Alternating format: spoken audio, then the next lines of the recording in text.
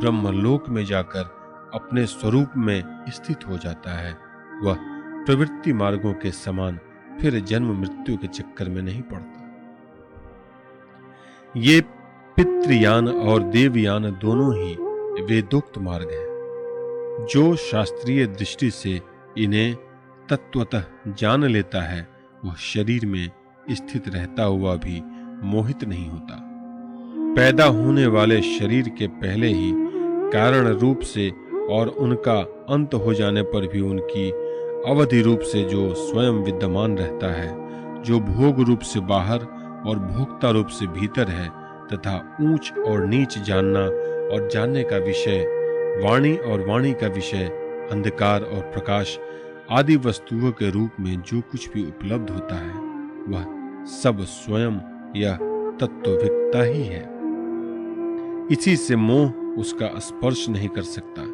दर्पण आदि में दिख पड़ने वाला प्रतिबिंब विचार और युक्ति से बाधित है, उसका उनमें अस्तित्व है नहीं, फिर भी वस्तु के रूप में तो वह दिखता ही है। वैसे ही इंद्रियों के द्वारा दिखने वाला वस्तुओं का भेदभाव भी विचार, युक्ति और आत्मानुभव से असंभव होने के कारण वस्तुतः न होने पर भी सत्य सा प्रतीत होता है। पृथ्वी आदि पंचभूतों से इस शरीर का निर्माण नहीं हुआ है।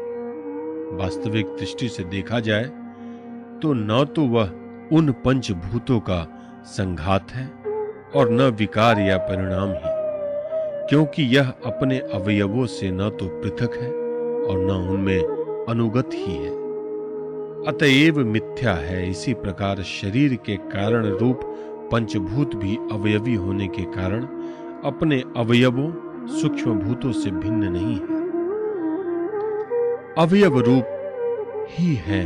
अब बहुत खोजबीन करने पर भी अवयवों के अतिरिक्त अवयवी का अस्तित्व नहीं मिलता, वह असत ही सिद्ध होता है।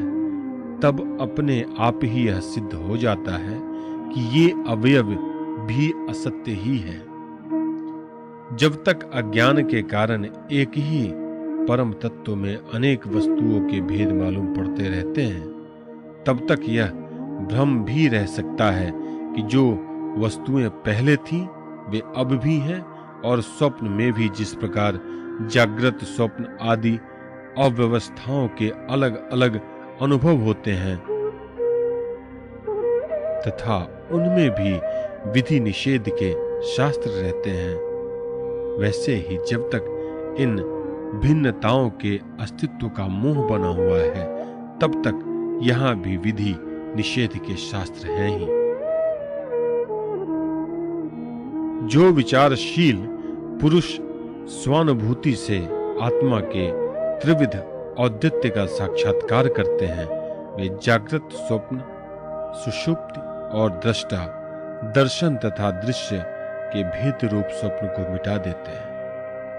ये अद्वैत तीन प्रकार के हैं, भावाद्वैत, क्रियाद्वैत और द्रव्याद्वैत। जैसे वस्त्र सूत रूप ही होता है, वैसे ही कार्य भी कारण मात्र ही है, क्योंकि भेद तो वास्तव में है ही नहीं। इस प्रकार सबकी एकता का विचार भावाद्वैत है। युधिष्ठिर, मन, वाणी और शरीर से होने वाले सब कर्म स्वयं परब्रह्म परमात्मा में ही हो रहे हैं, उसी में अध्यस्त है। इस भाव से समस्त कर्मों को समर्पित कर देना क्रियाद्वैत है। स्त्री पुत्रादि सगे संबंधी एवं संसार के अन्य समस्त प्राणियों के तथा अपने स्वार्थ और भोग एक ही हैं, उनमें अपने और पराये का भेद नहीं है। इस प्रकार का विचार द्रव्याद्वैत है। युधिष्ठिर, जिस पुरुष के लिए जिस द्रव्य को जिस समय जिस उपाय से जिससे ग्रहण करना शास्त्राज्ञा के विरुद्ध न हो, उसे उसी से अपने सब कार्य संपन्न करने चाहिए। आपत्ति काल को छोड़कर इससे अन्यथा नहीं करना चाहिए। महाराज, भगवत भक्त मनुष्य वेद में कहे हुए इन कर्मों के तथा अन्यान्य स्वकर्मों के अनुष्ठान से घर में रहते हुए भी श्री कृष्ण की गति को प्राप्त करता है। युधिष्ठिर, जैसे तुम अपने स्वामी भगवान श्री कृष्ण की कृपा और सहायता से बड़ी बड़ी कठिन विपत्तियों से पार हो गए हो और उन्हीं के चरण कमलों की सेवा से समस्त भूमंडल को जीतकर तुमने बड़े बड़े राजसूय आदि यज्ञ किए हैं। पूर्व जन्म में, इसके पहले के महाकल्प में मैं एक गंधर्व था। मेरा नाम था उपवहर्न और गंधर्वों में मेरा बड़ा सम्मान था। मेरी सुंदरता, सुकुमारता और मधुरता अपूर्व थी। मेरे शरीर में से सुगंधित निकला करते थे और देखने में मैं बहुत अच्छा लगता था। स्त्रियां मुझसे बहुत प्रेम करती और मैं सदा प्रमाद में ही रहता। मैं अत्यंत विलासी था।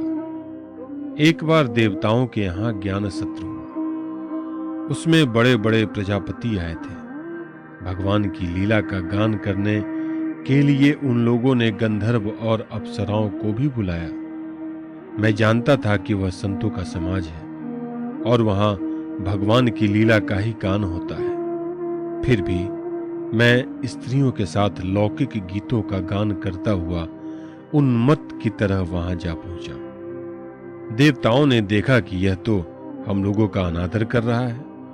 उन्होंने अपनी शक्ति से मुझे शाप दे दिया कि तुमने हम लोगों की अवहेलना की है, इसलिए तुम्हारी सारी सौंदर्य संपत्ति नष्ट हो जाए और तुम शीघ्र ही शूद्र हो जाओ।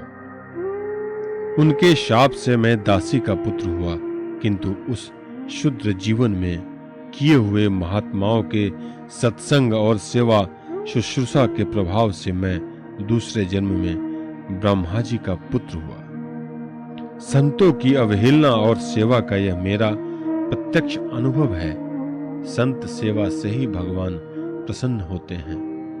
मैंने तुम्हें गृहस्थों का पापनाशक धर्म बताया है। इस धर्म के आचरण से गृहस्थ भी अनायास ही सन्यासियों को मिलने वाला परम पद प्राप्त कर लेता है। युधिष्ठिर, इस मनुष्य लोक में तुम लोगों के भाग्य अत्यंत प्रशंसनीय हैं, क्योंकि तुम्हारे घर में साक्षात परब्रह्म परमात्मा मनुष्य का रूप धारण करके गुप्त रूप से निवास करते हैं। इसी से सारे संसार को पवित्र कर देने वाले ऋषि मुनि बार बार उनका दर्शन करने के लिए चारों ओर से तुम्हारे पास आया करते हैं। बड़े बड़े महापुरुष निरंतर जिनको ढूंढते रहते हैं, जो माया के लेश से रहित परम शांत परमानंद भक्त स्वरूप पर ब्रह्म परमात्मा हैं, वे ही तुम्हारे प्रिय हितैषी ममेरे भाई पूज्य आज्ञाकारी गुरु और स्वयं आत्मा श्री कृष्ण हैं।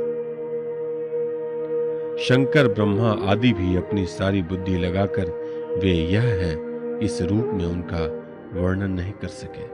फिर हम तो कर ही कैसे सकते हैं। हम मौन भक्ति और संयम के द्वारा ही उनकी पूजा करते हैं। कृपया हमारी यह पूजा स्वीकार करके भक्त वत्सल भगवान हम पर प्रसन्न हो। श्री सुखदेव जी कहते हैं, परीक्षित, देवर्षि नारद का यह प्रवचन सुनकर राजा युधिष्ठिर को अत्यंत आनंद हुआ। उन्होंने प्रेम विह्वल होकर देवर्षि नारद और भगवान श्री कृष्ण की पूजा की। देवर्षि नारद भगवान श्री कृष्ण और राजा युधिष्ठिर से विदा लेकर और उनके द्वारा सत्कार पाकर चले गए। भगवान श्री कृष्ण ही पर ब्रह्म है, यह सुनकर युधिष्ठिर के आश्चर्य की सीमा न रही। परीक्षित, इस प्रकार मैंने तुम्हें दक्ष पुत्रियों के वंशों का अलग अलग वर्णन सुनाया। उन्हीं के वंश में देवता, असुर, मनुष्य आदि और संपूर्ण चराचर की सृष्टि हुई।